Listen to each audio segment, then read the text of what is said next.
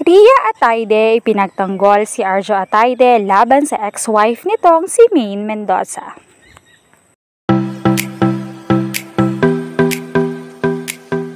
Kalat na nga ngayon ang isang umaatikabong news tungkol sa hiwalayan ni Maine at Arjo.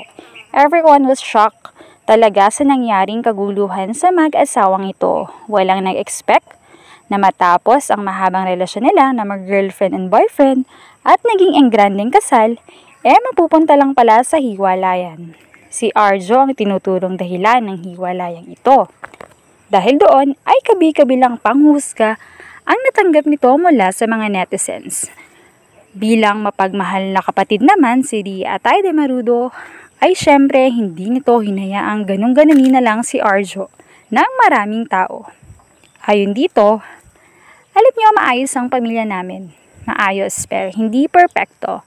May mga pagsubok na tahimik naming hinarap at tahimik naming napagtagumpayan. Alam kong marami sa inyo ngayon ang nakatanggap ng balita tungkol sa pagiging ama ni Arj, pero hindi ang sister-in-law kong si Maine ang ina. Yes, totoo yun. Pero gaya nga ng sabi ng daddy namin, we have no idea talaga na may ganun, especially nung hindi pa sila kasal ni Sis Maine.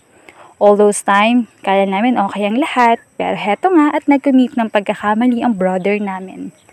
At gaya ng sabi ulit ni daddy, hindi na naman mababalik yon. Pero ang tanging magagawa namin tama ang mga mali at takuin kung ano talaga ang responsibilidad namin. Yung baby bilang apo ni na mommy and daddy and ako bilang tita. Sa akin naman, talagang tatanggapin ko yon kasi walang alam ang bata. Pero gaya ng pagbibigay namin ng privacy sa mag-asawa, sana gano'n na lang din ang gawin nyo bilang mga taga-subaybay. Bigyan natin sila ng kalayaan na mag-usap, bigyan natin sila ng time para makapag-heal at makapagpatawad.